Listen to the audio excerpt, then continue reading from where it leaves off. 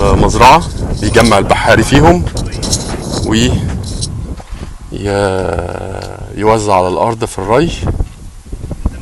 دول فيهم سمك طبار وفيهم سمك تعابين، حوض مخلط طبار على تعابين، حوض معمول طبار بس. تبعنا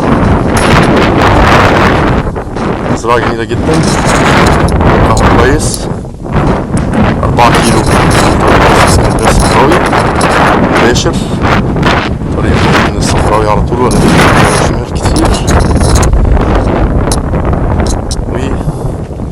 ومزروعين 18 فدان كمثرى إرلي عمر 10 سنين.